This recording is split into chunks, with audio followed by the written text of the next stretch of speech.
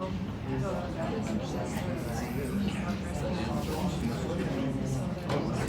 right, guys, it's 6 o'clock, so we are going to get going. Welcome to our 2026 primary election political forum for Carbon County candidates. I'm Jennifer Moore. I'm the director here at the Carbon County Higher Education Center, and I am the moderator for this evening. Thanks to all of the candidates for joining us, both those of you that are sitting up here and those of you out in the audience that we'll hear from in a bit. And to our audience who's attending here in person and those online. Also, thanks to the community members who sent in questions. We do have a handful of community questions for tonight. As a reminder, the primary election takes place on Tuesday, August 18th, and absentee voting begins on July 21st, which is a week from today. So please get out there and vote.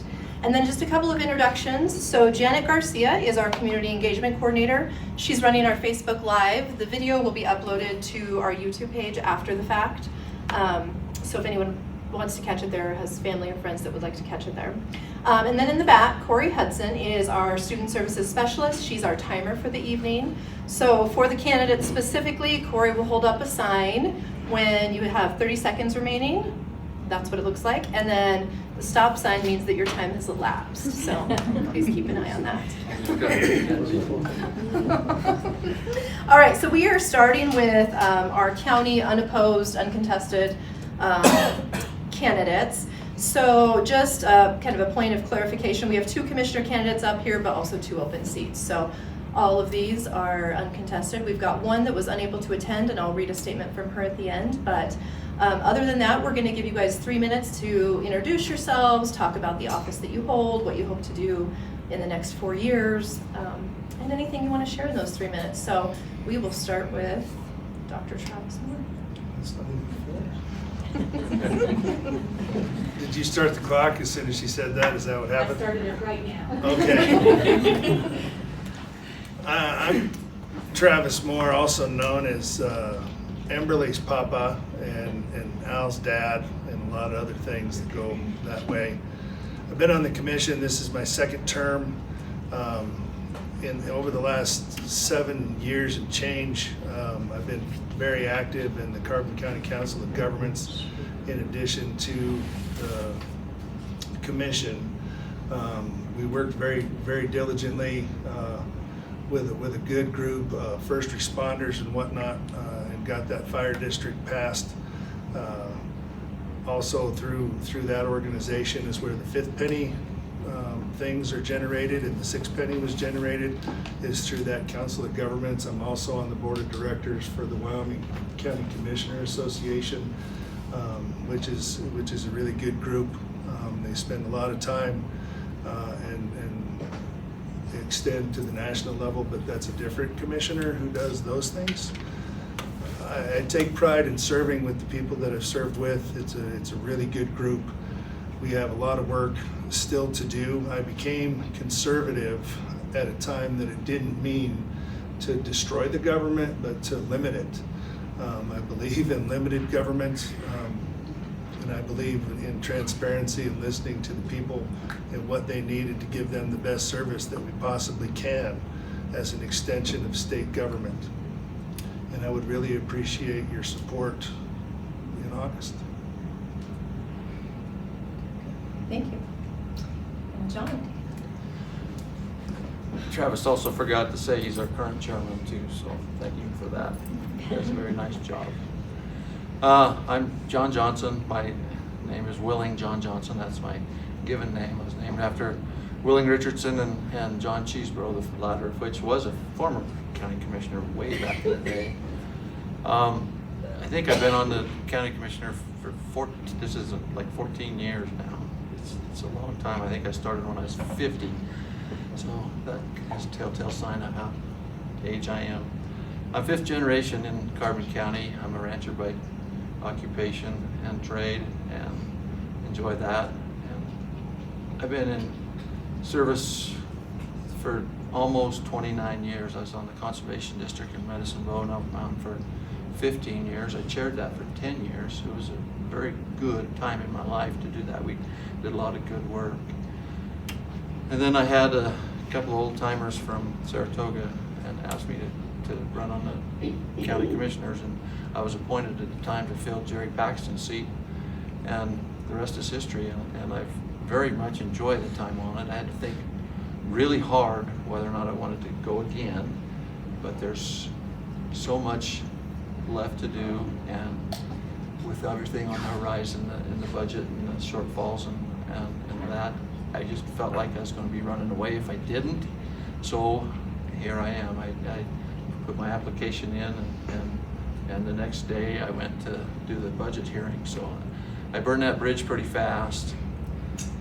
It's also very, and Travis touched on it too, heartwarming to see the kind of, we've got a good slate of commissioners, and I don't want to, pat them on the back too much, but they're all very good and very good at what they do. They take a balanced approach, very thoughtful in what we do.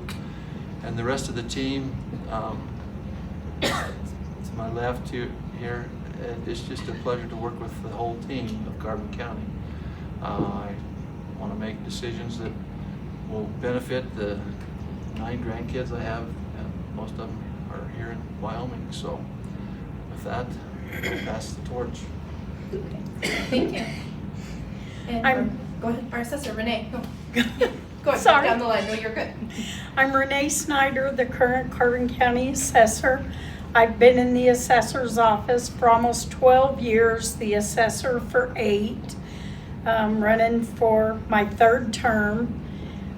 There's a lot that goes on in the property tax world. We are governed by the Department of Revenue and the State Board of Equalization, and the legislature ultimately passes the laws that we have to follow. And then the Department of Revenue and the State Board of Equalization audit me every year to make sure I'm in compliance with the standards I should be, and that I'm following the market and assessing properties correctly. To work in the office, you have to go to school and get certified. We have 6 years to do that. I have myself and 4 full-time employees. We're responsible for 6-year reviews, deed transfers, personal property that follows businesses, the veterans exemption, the long-term homeowners exemptions, the homeowner exemption, and a multitude of other things that go on in the office. So we are currently doing 6-year reviews in Rollins. I know a lot of people have seen us out walking, taking pictures and wondering what we were doing. So that's just a big part of our job. That's the big stuff that we have in the assessor's office. I want to thank everybody for coming tonight, and I hope to have your vote in August. Thank you. Ready for me? Yeah, go ahead. I'm Sarah Chavez Harkins, running for re-election as Carbon County Attorney. First, thank you to the Higher Ed for having this forum. I can't believe it's been 4 years since I was here last. Those 4 years went by very fast. I appreciate everyone who's here in person, everyone who's online watching. As you know, elections are one of the most important parts of our democratic republic, and so being a part of this, learning about your candidates is an important part of this. I want to just kind of briefly go through some of the things I've done over the last 4 years, and really over the last 13 years with the County Attorney's Office, so that you can have confidence when you cast your vote for me in August. As many up here, I am my family moved to Wamsutter when I was in high school, so I'm a 2005 Rollins High School graduate. After graduating from law school in 2012, I came back to the I-80 corridor. Everyone said if you want to be a trial attorney, you need to come to the I-80 corridor because that's where you're going to get the most trial experience. So I came back and started working for the City of Rollins, City Attorney's Office. I worked there for about 5 months before I moved over to the Carbon County Attorney's Office in 2013. I've held a lot of different roles or positions in the office, from the juvenile attorney handling abuse and neglect cases, delinquencies involving juveniles or minors, and children in need of supervision. I also have handled the emergency detention, or individuals who are hospitalized due to mental illness that causes them to be a danger to themselves or others. I quickly started prosecuting misdemeanor and felony level cases, and that's primarily what I do. I handle the felony caseload in the office right now due to some shortages of attorneys in the office. So that is my primary role in the office, of course, supervising all other attorneys and staff in the office. The Carbon County Attorney's Office also, of course, provides legal counsel to various boards in the county elected officials, and handles the civil matters or provides legal counsel for civil matters for the county. My main goal or continued goal is to work closely with law enforcement. Success in the courtroom is, of course, having cases that can be confident to handle in court. And so I work closely with law enforcement. I've spent the last 13 years building a good rapport with them, and so I intend to continue to do that. We've seen a lot of difficult cases, sexual abuse cases, and so knowing that your county attorney can handle those cases in court, I bring that to the constituents of Carbon County. Carbon County is where I choose to live, raise my family, and so my priority is to have a safe community. So I appreciate your support, your continued support, and look forward to your vote in August. Thank you. Hi, I'm Mara Singer. I'm your clerk of district court. I've been in the office for the last 18 years. I've been your clerk of court for the last 10 years. It has been my honor and privilege to be your clerk of court. I love serving the citizens of Carbon County. This is where I make my home. I was born in Rollins. This is where I'll rest in peace later in life, when at the end of life. So protecting people's records is my job. I maintain and keep the court records for district court, which is the high court in the state of Wyoming. We handle the felonies, divorces, adoptions, juvenile matters, the big money civil matters like malpractice, those kinds of things. Keeping your records safe, maintained in this electronic age has been a challenge for us. We all have now gone to e-filing. We no longer deal with paper. There is a push in the legislation for remote access. We do have public terminals. You are more than welcome to come up to my office. We have one in my office. Circuit Court also has one. You can look up anything from all over the state, from any court case from all over the state from our public terminals. Remote public access isn't quite ready. We understand it. It's a work in progress. They've been working towards this for 20 years with the e-filing and all of the things, so you can access it from your home. We want to make sure things that should be out there should be, and the things that shouldn't be out there are protected. Right now, it's a little iffy. The record's not quite as stable as we'd like it electronically. Just some glitches in the software. The Supreme Court's doing a wonderful job updating and keeping that in mind. So your divorce, if you file something pro se, and it's heavily contested, we don't necessarily want that information out there. Like, people file their text messages and that kind of thing. So it's very humbling. I thank the higher ed for hosting this, so we can talk to you tonight and continue to serve you. It's been my privilege. Thank you. Before I introduce myself, I'd like to thank the higher ed for taking the initiative to always put these forums on. Additionally, I would like to thank those of you in attendance in person and online. My name is Lindsay West, and I have been the Carbon County Treasurer since December of 2021. I was appointed to that position at that time and was officially elected to the position in 2022. Over the past several years, I have learned a great deal. not only about the duties of the office, but the responsibility that comes with serving the people of Carbon County well. During my first term, I have focused on improving processes, strengthening internal controls, and enhancing financial reporting. These changes have allowed the office to operate more efficiently.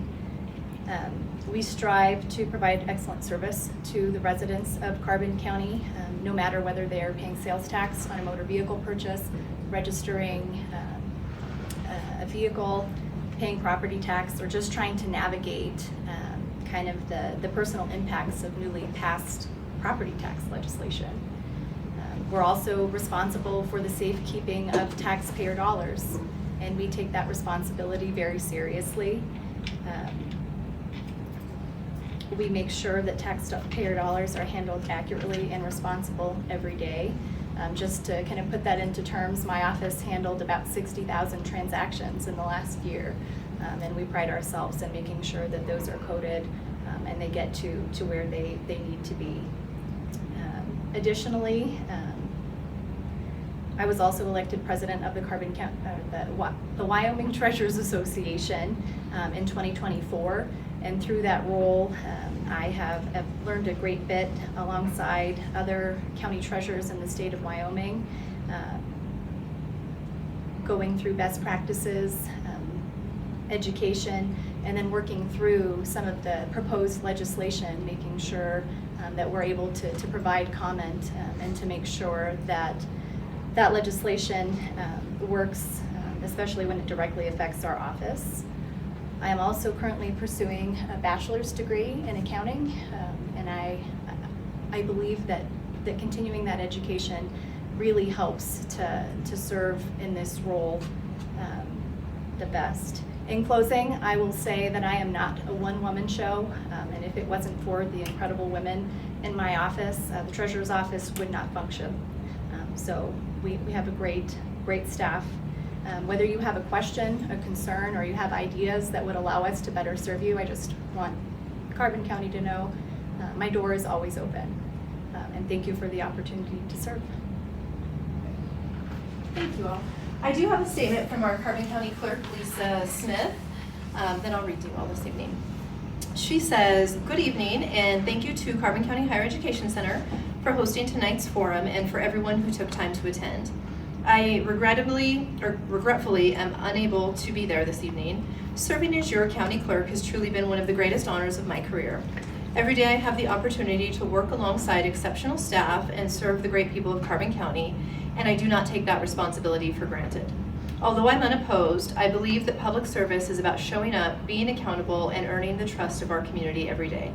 My commitment remains the same as the day I was appointed: to conduct fair, accurate, and secure elections, to provide dependable and courteous service to every customer, and maintain accurate public records with transparency. I sincerely thank the residents of our great county. Your support means a great deal, and I look forward to continuing to serve you with the same honesty, dedication, and commitment that has guided me through my 23 years working for Carbon County. Thank you, and I hope you have a wonderful evening." Again, from Lisa Smith, our Carbon County Clerk. So if we could take a minute and just thank all of these candidates and give them a round of applause. Thank you for all. Questions? John wants questions. Anybody in the audience? I don't have questions for you. Anybody in the audience have a quick question for any of our candidates up here? Good quiz. No. All right, well, give us just a minute. We are going to excuse all of you, and we'll have our sheriff candidates up next. Don't forget your names. I was hoping for the right question. You know, the city council. If you want to, yeah, you will take them. That was too easy. Thank you. Perfect.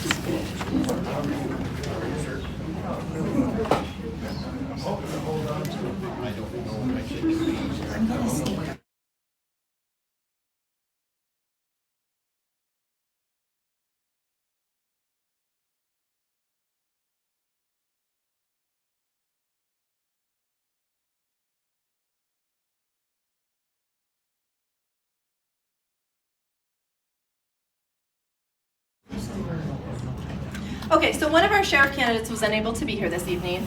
I do have a statement that I'll read from him, but what I think we're going to do is we'll start with an introduction from you, and then we also did get some community questions. So while I read Ted's introduction after yours, I'll just give you the community questions and then give you some time to respond to that. And then we'll open it up to the room too. So we had sent this out for introductions for the sheriff candidates and then for the coroner candidates, and just suggested that they'll be given 3 minutes, but just suggested to touch on the duties of the office, any experiences that you had to prepare you to hold that office, and some main priorities and goals you have while serving in that office. But feel free to introduce yourself however you would like to. So Sounds go good. ahead, Sheriff Alex Bakken. Thank you. First of all, thank you to the higher ed for putting this on, and thank you to all of you for showing up. Local elections are important, so I appreciate your participation in this. For those who don't know me, my name is Alex Bakken. I am your current sheriff and seeking re-election for our second term in our new administration. I'm originally from northern Minnesota. I have a bachelor's degree in legal studies and criminal justice. Once I got that fancy piece of paper, I headed west so I could go chase elk, and I landed in Carbon County almost 14 years ago. I started my career here with the Wyoming Department of Corrections at the state penitentiary before eventually transferring over to the sheriff's office, where I started in the detention division and then transferred to the patrol division and then ran for sheriff. And I'm lucky enough to serve on the Carbon County Juvenile Services Board, the Governor's State Search and Rescue Council, and one other board that I'm forgetting the name of, a detention training advisory board with the Wyoming Law Enforcement Academy. And really, thanks to the people we have on our team, in our office, the volunteers that we work with on a daily basis, and our community partners and other county offices, we've been able to grow in leaps and bounds in the last 4 years in our sheriff's office, and I really couldn't be more proud of the people I work with, and I just hope that we can capitalize on that momentum and keep moving forward and continue growing our office and serving the needs of our community. Perfect. Thank you.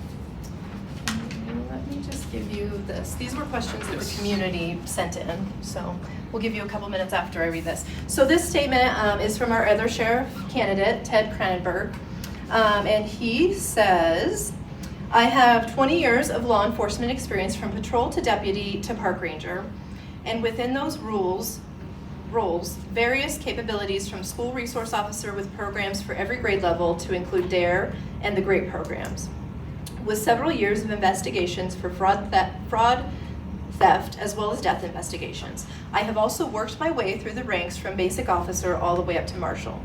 I also have various other skills, training, and life experiences, which include over 10 years in management. I'm running with the hopes of bringing good old-fashioned police work back into law enforcement throughout the county, especially up in the northeast part. More and more crimes are going unsolved. The coroner has deaths that are undetermined. We'd like to find determination, if not for the satisfaction of criminal justice, but for the closure for those families involved. I talk to people all the time, and they are frustrated. Many refuse to call law enforcement anymore because they know nothing will be done. I hear complaints about the current structure all the time. I was highly encouraged by other members of law enforcement as well as other entities throughout the county to run for sheriff, and that is my intention. I believe in a blue brotherhood, but abhor the good old boy networks. I believe personnel matters and complaints are to be done at the top, not through a contingency or group consensus. I have a plan to reform complaint processes as well as complement processes. I do have a plan for restructuring and for more financial stability and transparency. The county is about to experience some financial strains. Hopefully, I could convince the commissioners to go along with the plan without costing jobs or positions. Government belts need to be tightened, and we need to get more creative with our training, our expenses, as well as our service to the public. I also do not believe that we should be charging communities for services if they want something more permanent or guaranteed hours of coverage. Then we can have those discussions and come to terms that would be acceptable. And since our children are the most valuable in our society to all kinds of things, I would like our deputies to attend more school events and more often do walkthroughs of the schools and parking lots, as well as in the facilities where our children gather. We are in an ever-changing world, and though I'm very old-fashioned, I understand the need for modern techniques and technologies. Everything needs to be explored to the best of our ability. If not, then we're failing to serve our communities and failing our law enforcement officers. I'm married with 8 children, 6 of them still at home, to a very loving wife. We've been together for over 27 years, and they are my motivation for everything I do. Thank you, Ted Cranenberg. Again, the other Carbon County Sheriff candidate. So with that, we did get about 6 or 7 questions from the community. I've given that to the sheriff. If you want to speak maybe about 5 minutes to On that, these to all questions? those, yeah, do you think Yeah. that's enough? Yep, that's Go fine. ahead, we'll just have you wave a sign chat. at me when you're Okay. tired of hearing me. Oh, okay, perfect. There you go. So the first question, are you a certified peace officer? And if not, what is your current occupation? I am a certified peace officer, and my current occupation is the sheriff.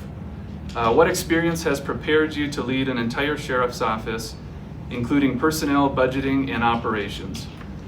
I would say the last 4 years has certainly helped. And what really helps with that is just putting the right people in the right places and giving them the autonomy they need to do their jobs and procuring the resources they need to do those jobs effectively.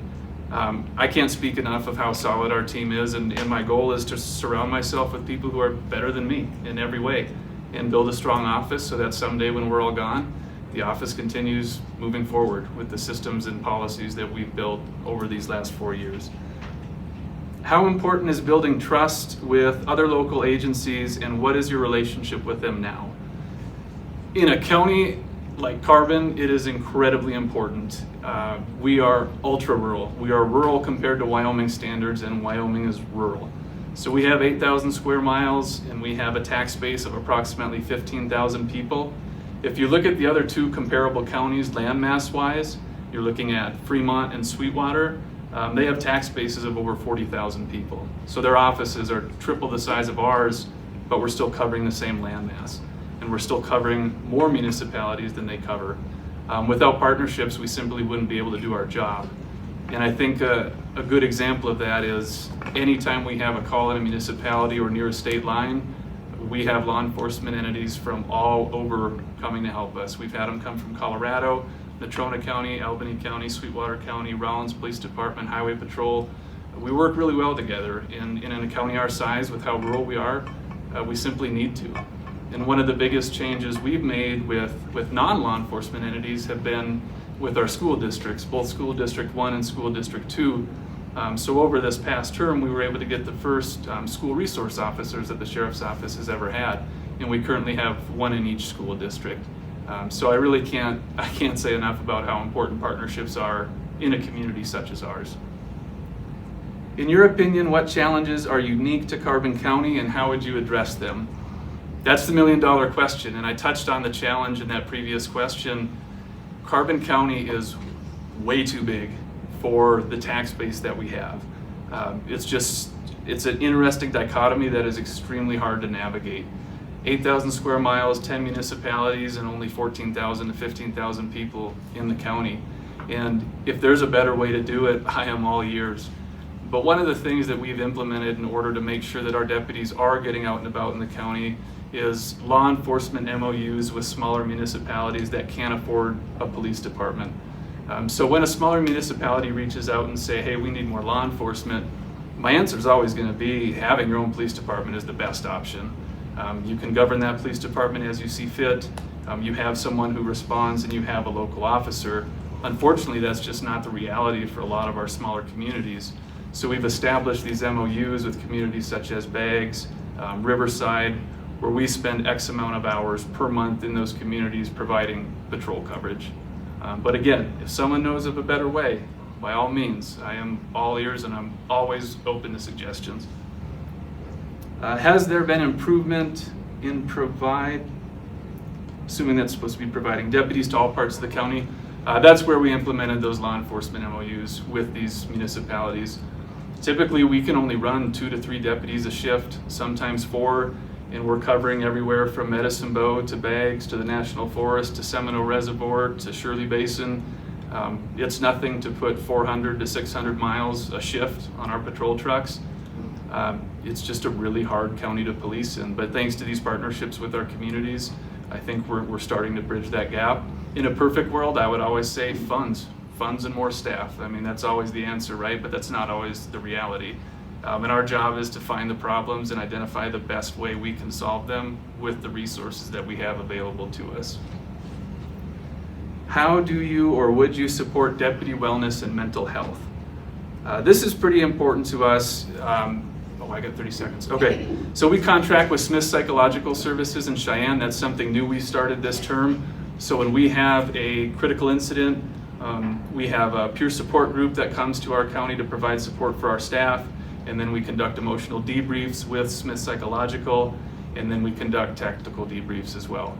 Smith Psychological has been absolutely fantastic to work with. They've been with us for all of our critical incidents, and they come all the way from Cheyenne. We have peer support volunteers that they coordinate all throughout the state to come and help us anytime we have those critical incidents. Why are you the best person for sheriff, and what distinguishes you from other candidates? You know, I'm not here to tell you that I'm the best person for sheriff. I'm not here to tell you to vote for me. I'm here to just tell you this is where our office is at, this is what we hope to achieve, and if you like the direction we're headed and the changes we've made, I would be honored to have your vote. If you don't, I would encourage you to talk to the other candidate and see if their value system more aligns with yours, and then vote based on that decision.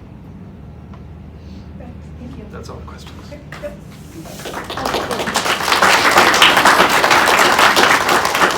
Do we have any questions from anyone in the room? Or Sheriff? Questions? No? Okay. Well, just, we got one in the back. Go ahead.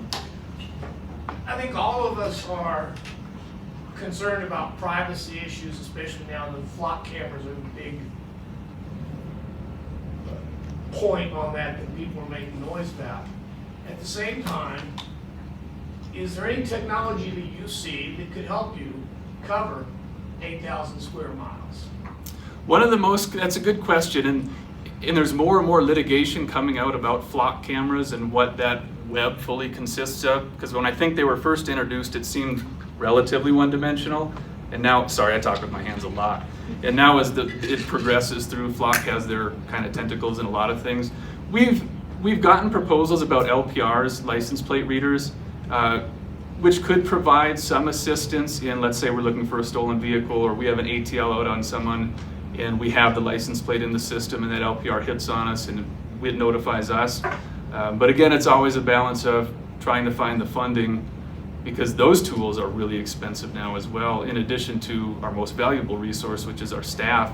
So when it comes down to choosing what the most appropriate fund allocation is, we're always going to try to push to our staff. Do you have any drones that you guys use? Yes. Okay. Yep. But don't ask me to fly one.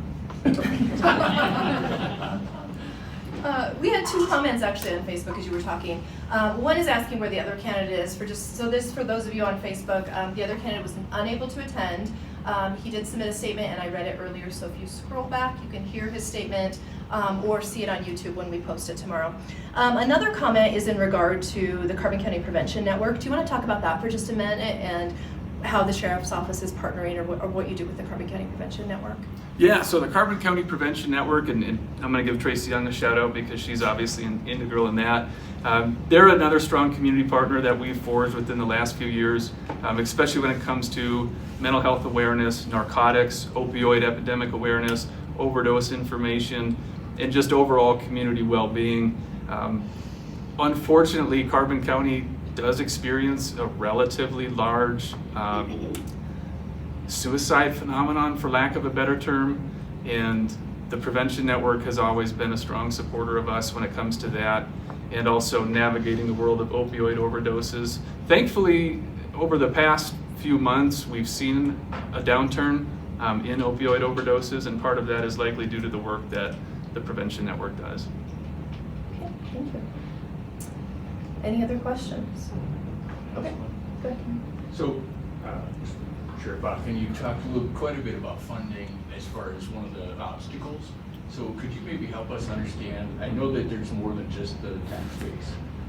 So where are some of the other funding sources, and then what other ones might you be able to reach out to be able to help with that? So one of my favorite answers to that, Gary, and that's a good question, is grants. So I'm a grant hound, for those who don't know. We're just shy of hitting $1 million in grant funding over the past 4 years. which is exciting for our department. That's where our new vehicles are coming from. We found a $6,000 grant through that. So we're using grant funds fairly heavily to supplement the shortcomings we interact with when it comes to the county general fund. The commissioners have an extremely difficult job trying to fund all the offices required of our county, because each office encounters the same problem we have, right?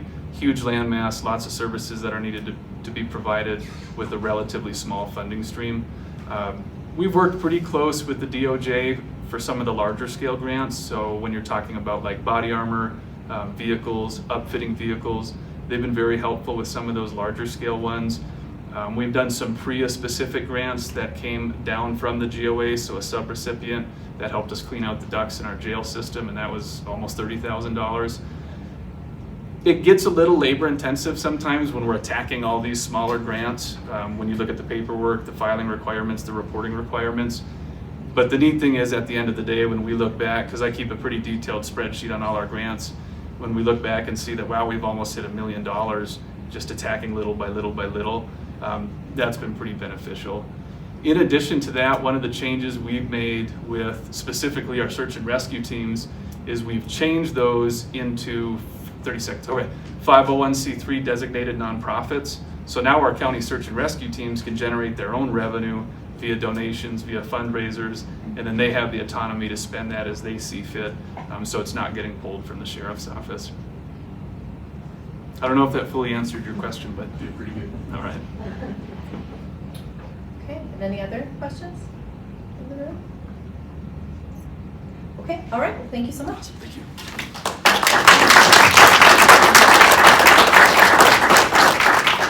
And Shayna and Brittany, if you just come on up.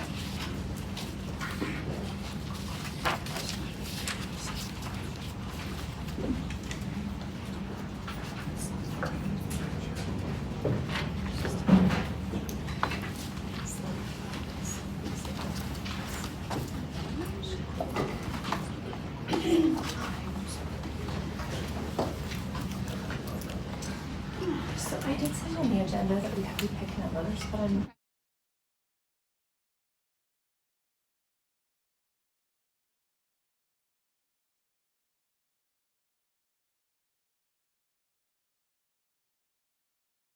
okay, so we're going to start with introductions for these two as well. Thank you to our Carbon County Coroner candidates.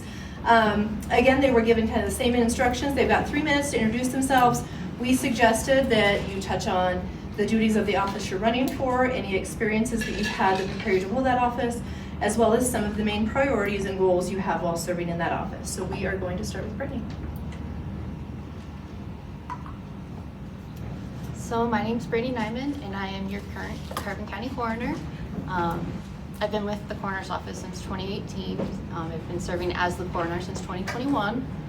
Some things that I've been pretty happy with that I've been able to accomplish since kind of taking in the role as Coroner, just improving processes, procedures, just the way that things are handled. So just to make sure that we are using our resources the best we can.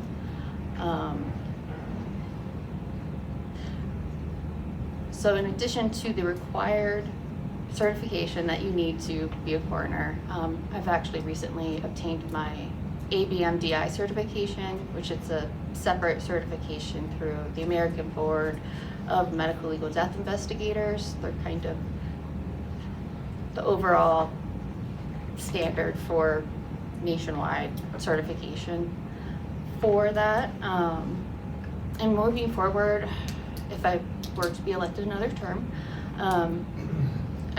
my next focus is just to kind of really focus on reaching out to other agencies. I really want to start working into some fatality review boards where we kind of drill down in and kind of see what's happening, if there's anything we can identify to that we should be preventing, if there's something like any kind of gaps within our systems that we have throughout the whole county.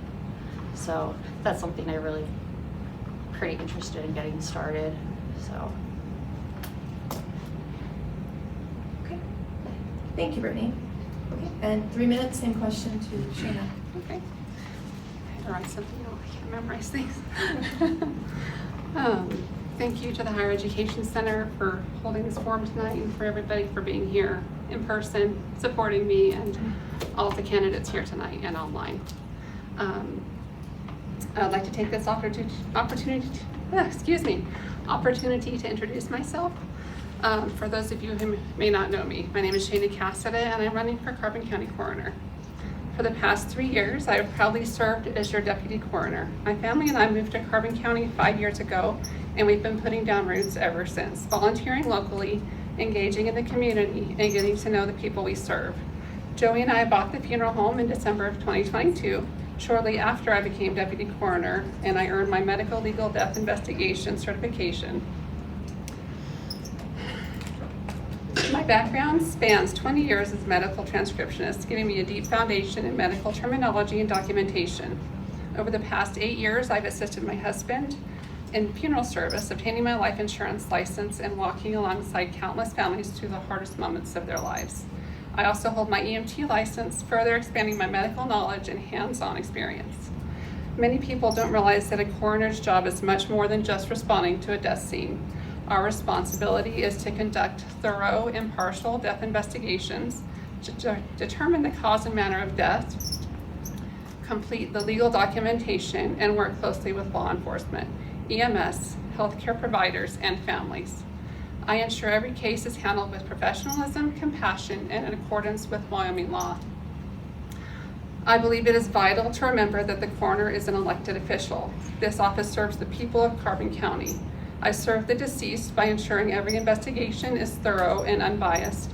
I serve families by treating them with dignity and compassion, and I serve our partner agencies through communication, teamwork, and mutual respect. When we work together, we better serve our entire community. I chose to run because I believe the people of Carbon County deserve a choice. There were an overwhelming number of people who came to me and asked me to step up. When the people you serve ask you to step up, I believe you should answer the call. Whether you're supporting me, still deciding, or simply here to learn, I ask that you stay informed, ask questions, and most importantly, please vote in the primary on August 18th. Thank you for your time. Thank you both. I'm gonna split a little closer to you guys because I feel a little far away this go around. And some of the people in the back are saying they're having a hard time hearing you, so if you would speak up when you answer questions, please. I'm getting water real quick. So, oh, perfect. Thank you. Do you need some water, Brittany? No, I'm good. Okay, all right. So we're gonna move into the community question part of the forum. We have several questions that were sent in. For this part, we are going to give you each 2 minutes to answer the question. After you both answer the question, you have an optional 1 minute rebuttal if you want to say something after the fact. So if you want that 1 minute optional, just kind of alert me, raise your hand, let me know, and then we can do that, okay? And then Corey will time us for 2 minutes. So the first question, and we're going to go opposite this time. So Shana, we'll have you answer this question first. As coroner, how would you or how do you apply your personality to assist families in crisis and provide guidance? Okay. I use my personality to provide guidance to families by being caring, compassionate, and respectful. I very much feel that every family deserves dignity and respect, and that they need guidance in that time. So I give them as much guidance as possible. I have open communication. I give them my phone number and tell them that I am available 24 hours a day. They can call me anytime they have any questions. I try to have an open time frame with them, let them know exactly what's going to happen and when, how long a death certificate might take, how long an autopsy might take, and those results. I feel like that answers that question pretty well. Okay, all right. And Brittany, same question, 2 minutes. Do you want me to repeat it? As coroner, how do you apply your personality to assist families in crisis and provide guidance? So, you kind of have to gauge it family by family. You know, every situation's different, so you really have to be able to react the way that is what's kind of being requested from you. You know, some families need more support, some families need less, so it's really just gauging that. just to make sure that they're getting the support that they need, but not being overwhelmed just because it's already such an overwhelming time. You know, and then a big part of that is also afterwards, you know, just, you know, you'll get phone calls in the evenings and things like that from parents, like even months later, you know, happened recently, but yeah, just kind of making sure that they know what their next steps are, you know, making sure that they have my information, and, you know, just really encouraging that, you know, it's really no bother, no question's a stupid question, no question's a weird question, that sort of thing. Okay, perfect, thank you. Okay, our next question, and Brittany, you're up again, so we'll start with you first on this one. What is one thing that you plan to implement in the coroner's office that you feel is currently lacking? You touched on that a bit in your introduction, but if you want to expand or Yeah, add to so one thing, like I said in my opening, I would really like to start getting some fatality review boards put together.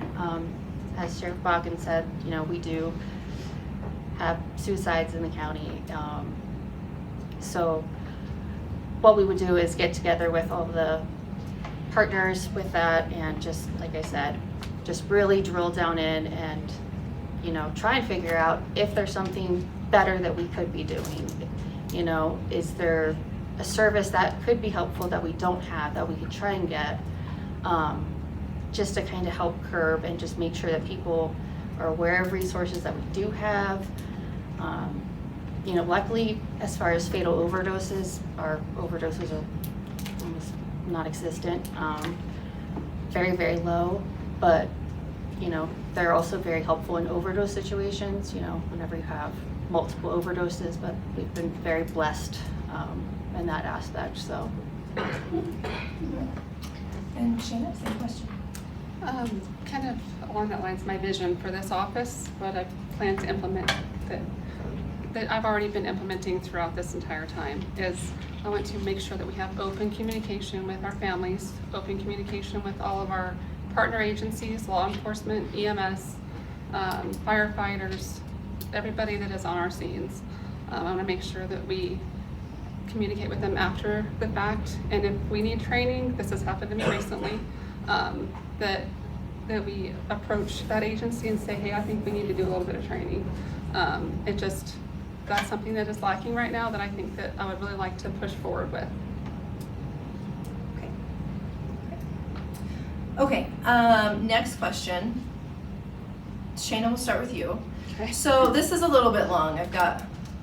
We received several versions of this next question. It has to do with conflict of interest. Okay. So we did our best to combine them and word this in a way where both candidates can speak to this issue.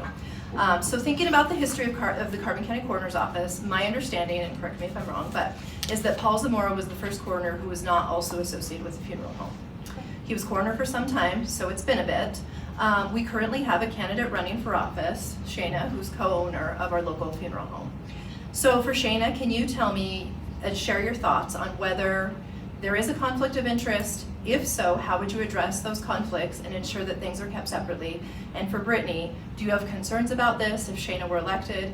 Is there a conflict, and if so, how should it be addressed? So Shayna, we'll start with you. Sure. I really appreciate that question. I believe that it is a good question because we need to be transparent about this. My husband and I own the only funeral home in Carbon County. And families in this county choose their funeral home. That's always been the case since I have a list. Norm Newsom was part of the funeral home, and he was a coroner. Bill Ball was a coroner.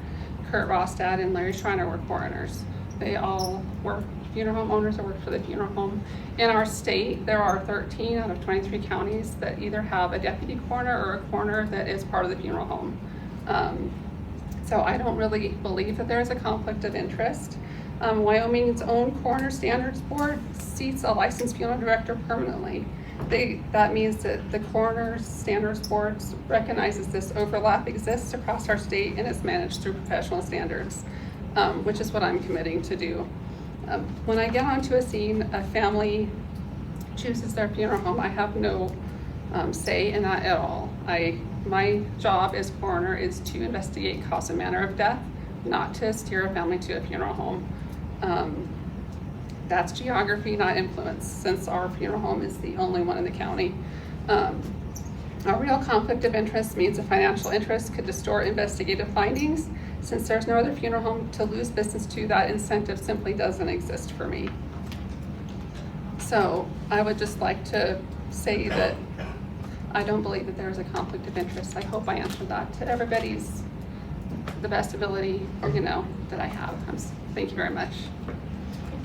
Thank you. Brittany, your thoughts on it? What part was my question? So really, just however you want to address it, but do you have concerns? Do you believe there's a conflict of interest? If so, how should it be addressed, or how is it addressed now, as it is? So, Can you have you talk louder, please? so right now, sure thing. So right now, I'm kind of the separation, and it's something I've always been really cognizant about, just because there is that connection to the funeral home. So it's, like I said, it's just something I've always paid attention to, just made sure that there wasn't anything, because obviously when it's a one-person office, there's not a whole lot of, as far as the way calls are handled, that sort of thing. I think with every office, there's an opportunity for misappropriation or abuse of the office. So it's just really about having faith in, who you put in office, and just going from there, All right, thank you. Okay, next question. Brittany, we'll start with you for this one. The coroner's office is a 24/7, 365-day-a-year position. Can you share your long-term plans for the office, which you both have already talked about a little bit, but can you share any long-term plans you have for the office? How do you or would you ensure the public that you plan to stay in this position long-term? And then how do you or would you guarantee consistency for service? So say, like, when either of you are on vacation or are not able to work, what does that look like? it doesn't look like anything, because that's never the case.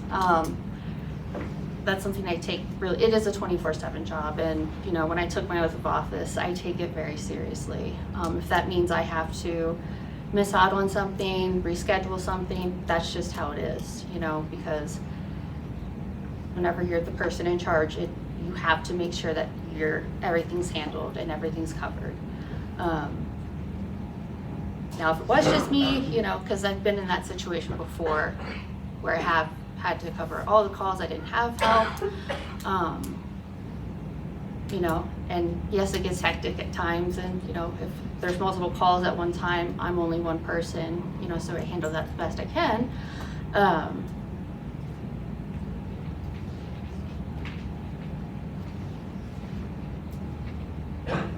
But yeah, just sorry, just thinking that. Yeah, it's just with this kind of work, you really dedicate yourself to it. Just how you come in to meet these people, it's very personal, and I take my position very personally. Yeah, it's kind of my life. So I like what I do, I love what I do, and I love serving the people of Carbon County when I do that through this. So yeah, I've already been at it for 8 years and haven't been able to scare me away yet, so. Thank you. And Shayna, same question. Do you need me to repeat it? Yes, please. Okay, so it's kind of a two-part question. So the coroner's office is 24/7, 365 days a year position. Can you share your long-term plans for the office? How would you or do you ensure the public that you plan to stay in the position long-term? And how do you or would you guarantee consistency for service, say, when you have to be away? Okay. I think I can hit it all. It is a 365-day-a-year, 24/7 job. With my husband and I owning the funeral home, he has been doing this for 30 years. I know what that looks like. We don't get vacations. We don't get, if we do, it's very planned and very structured. And, we have to make sure that we always have a backup. And as far as going forward with the coroner's office, I would definitely like to have a deputy or two that I can lean on so that I can go on a vacation, because I think that getting out and having time to yourself is very important in this job. It's a mental health necessity. So that is my long-term plan going forward, is just, I would like to make sure I have help, you know, in the long run. And I do plan on being in this office as long as I can. My husband and I are here to stay. We are not leaving this county. We are stuck in a good way. We love this county. We love the people here. We have had no bad experiences. Okay. And just for clarification, because you just kind of touched on, I guess for both of you though, how is it ran now? So you're a full-time coroner. I am Part-time 32 hours a deputy. week. So Okay. Yep. And is there an opportunity for hiring more deputies? What does that look like? Does that have to go through funding with the commissioners? Is that just for people's knowledge? Right now, no. I feel like we're adequately staffed right now. Always kind of have to gauge it as far as, you know, if we start experiencing a way higher call volume, you know, then it's something that we would have to look at. But you really have to look at what your budget is, what, you know, what's coming forward financially, that sort of thing. Because I want to make sure any changes that we would make or need to make, that they would be able to be maintained long-term. So yeah, it's really just that cost versus need. I just want to make sure that whenever we are increasing expenses, that it is something we would need to have, so.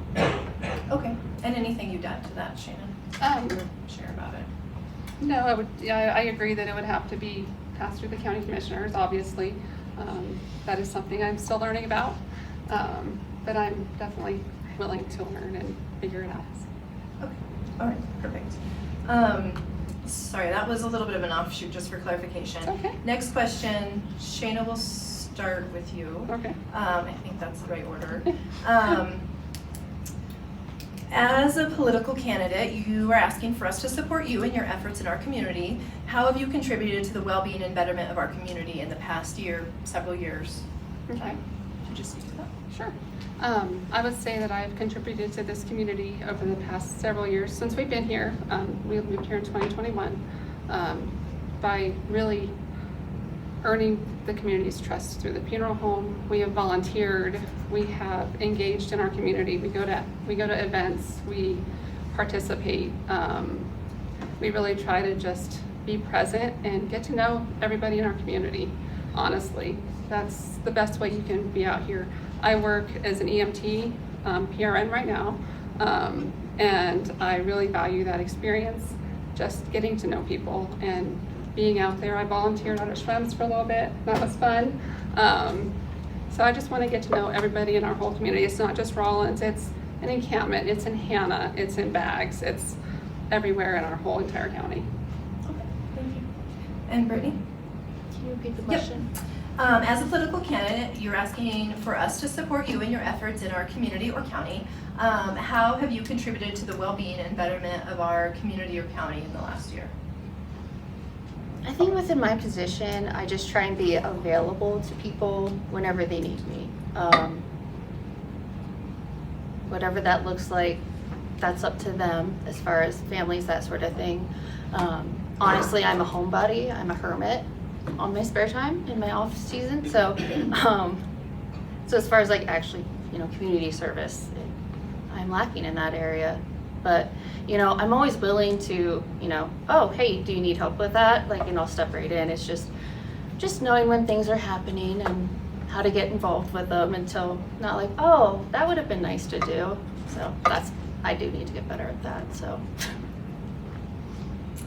And, okay. Sorry. It's okay. Yes. Okay. Wait, I think she's first this time. Okay, so Brittany, this is my last question, but then I'm going to open it up to anybody in the room. Or my last question from the public that was submitted ahead of time. So you guys have talked about this a lot, but just give you a couple minutes to clarify again or in more detail. What differentiates you from the other candidate in this? I would say what differentiates me is just the level of experience I have, the variety of different things I've done so far, you know, and just I feel like I've proven to the community that, you know, if you need me, I'll be there. I'm dedicated. I feel like I've always handled everything, like my casework, with integrity. That's not to say she hasn't. But it's really just that experience, and that's something that you can't get training on. You just have to be able to have that variety of experiences to really fully kind of know how to lead the office. Okay, thank you. And Shannon? Okay. My experience is 3 years of death investigation. Obviously, I've been through the Death Investigation Academy online, and I have attended 2 coroner conferences. So, I have ongoing need for learning. I recently re-upped my EMT license just so I have that learning. When you're an EMT, you learn about bodily functions and about what happens when you're on a scene, and about how your body works, and working alongside doctors. You know, it really helps me to learn what's going on. I've only been doing this for 3 years, but I've been a medical transcriptionist for 20. I have a lot of medical background, and I really think that hits home when you're doing death investigation, because you're in charge of the body, and what happened to it. And I will learn as time goes on more and more. The more experiences I get, the more calls I go on, the more I'm going to learn. Every call, I learn something new. And I think that that's true for everybody here, for all of us, for both of us. Okay. Anyone in the room have a question? These 2 candidates? Okay, yeah, go ahead. Speak up also. I'd kind of like more information to understand more about the conflict of interest thing. A couple things that Ms. Cassida. Cassida, thank you. I apologize. Mentioned, you know, funeral home, they have people have the choice, but you're the only one, so that's really not a choice. And then funeral home in connection with coroner services overlapping. I can't comprehend, and I didn't get from you information of how that can be separated and kept separated. I get how Ms. Nyman can separate it because she doesn't have a personal family business for profit. But just the transportation, the cooling, the materials, the equipment, I mean, there's such a potential for a constant potential for that to be a conflict of interest. I understand it's legal in the state of Wyoming. It's not legal in most states. A lot of counties in Wyoming it's not legal. But because of the rural thing that, you know, a lot of the other sheriffs and everybody mentioned, it still is legal here, you know, for you to hold that position. But it is a conflict of, I see it as a severe conflict of interest. So help me understand how it's not. And Ms. Nyman, have there been instances, I mean, you didn't really give specifics, but it almost suggested that there have been instances where you were in the position where you had to keep the funeral home and the coroner's businesses separated. Okay. That's my concern. Okay, let's start with Shana. If you want to talk about what it would look like if you were a coroner and how that will stay separate. Okay. If I were coroner, I would do my death investigation, period. I would go in, I investigate the death, I investigate cause and manner, I make my determination. I give the family, we have these pamphlets that we give each family. It has a list of funeral homes in it that they can choose from all surrounding counties. We do not steer them in any direction at all. We let them know, you may choose a funeral home. We do not tell them to choose Cassida Funeral Home. I know that there are law enforcement and EMTs in this room that will testify to that for me. I take my job very seriously, and I take my integrity very seriously, and I don't appreciate it being questioned a lot like this. When I'm a coroner, like, since I don't send the person to a funeral home, they would actually have to do the investigation themselves on what funeral home to choose. So they would choose that funeral home. Since we're the only one in the county, they can totally choose us. I have had people choose the funeral home in Laramie. I've had people choose Casper. I've had people go to Crate from Bags, obviously, you know. Rock Springs, we've had people from Rock Springs come over and pick up family members. So I don't have any say in that. So it's not something that I believe is a problem. I understand that you believe that, and I'm sorry about that. If I can answer further, I'm happy to. But that is my stance on it, and I don't really see any problem. Okay, all right. And Brittany? Yeah, I mean, I didn't mean to insinuate that there has been an issue or anything like that. It's just whenever I brought Shayna on, it was just something that I had in the front of my mind, like just for public transparency and everything. So it's just something that, always make sure, because like she said, they're the only ones here in the county. But it's just something that I felt is my responsibility, just to keep an eye out for, I haven't seen any abuses in the office, obviously.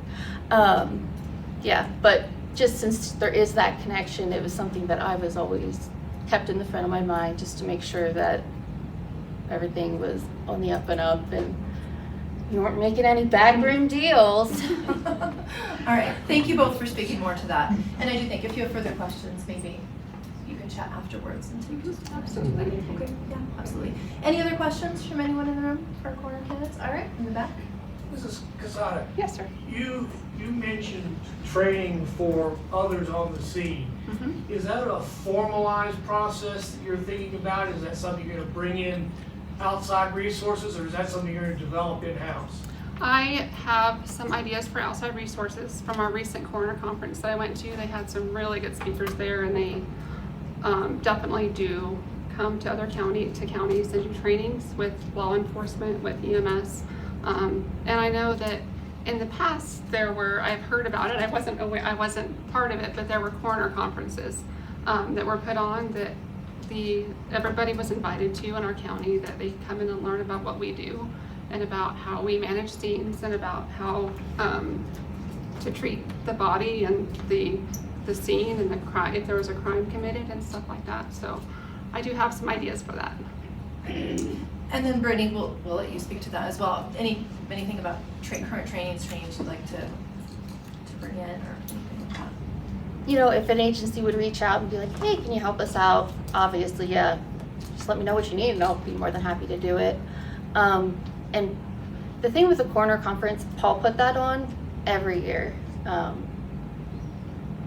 He knew a lot more people than I do. He just seemed to have somebody in his pocket from everywhere, from all different aspects of it. So he was always able to really find these really great speakers to come in, and because he was Paul, he usually would just put them up in a room. Whereas through my work with the association, with the Coroners Association, we took more of a collaborative effort. So within the association, there's actually a board for us, but yeah. But that's kind of why I had to step back from that. I'm like, he just knew everybody, so. He did know everybody. Okay, question in the back? Yeah, so becoming a coroner or the existing coroner, what would you do to honor Paul Zamora, in that instance? Because he is such a huge part of our community, and I do feel like that's a good question in our community to get out there. What would you? Or what have you done? That's a what question have you we've done? asked in the That's- past. Yeah. Talk about the museum there. Yes, please. Don't you have a museum in his office? So it's not really so much a museum, it's Well, just the building's dedicated to him. I think my way of honoring him is just doing the work how he taught me to do it. Making sure that I'm doing it with integrity, I'm doing it for the right reasons, and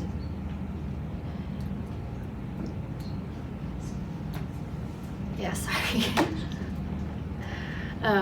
But yeah, just how, why, to never forget why I got into it and what's really important. And the important thing is, helping the families. And this might be weird, but, like the one day it was like super nice in the spring and it was like, oh, our windows are dirty because, it's the Paul Zamora building. I'm like, yeah, just making sure things look nice around the building, just silly things like that. but just making sure that I'm just really upholding those kinds of characteristics and qualities that he had, at least the best I can, because there's only one of Paul. So. And Shayna, anything you would say, what you would do to honor Paul? So I never had the honor of working with Paul. I never even knew him, but I've heard from so many people in this community how important he was to this entire community. And the standards he set and the trust he built are genuinely part of why this community cares so deeply about this office. I respect that legacy enormously, and I think the best way to honor what he built is to live those values every day. Communication, cooperation, respect for every agency and every family. A legacy isn't carried forward by association, it's carried forward by action. And that's what I'm committed to do. All right, and I'm going to give you each one minute for closing. We'll start with Brittany. Just 1 minute, anything you want to share, any last thoughts, message for voters. Just that I finally feel like I've gotten my footing underneath me. Just honestly, within the past 6 months, it's been a little bit of a whirlwind for my first term. You know, and I just feel like I have a really good direction that I would like to take the office in, to really help the community more, get out in the community more, just to make sure that there's nothing, that we're doing everything that we can be doing to be helpful to people and their families. You know, if there's programs that we can be instituting, I'd love to do that, so. Okay, thank you. And Shannon, same thing, Sure. 1 minute. Okay. I'm running for coroner because the community has reached out and asked for a change. I've been showing up, building relationships, and earning trust for the past 3 years, because that's what this work demands. If I'm elected coroner, I will strive to earn back the respect that this office once held in the community, because Carbon County deserves a coroner that treats every family with dignity, communicates openly, and works as a true partner with every agency it touches.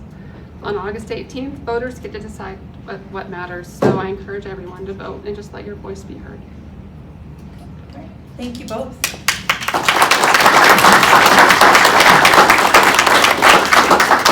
And once again, thank you all for coming tonight. Please remember to vote in the primary on August 18th or before, when absentee voting opens. We will host at least one more political forum prior to the general election for our state representatives. So hope to see you then, but otherwise, thanks for coming tonight and get out and vote. Thank you guys.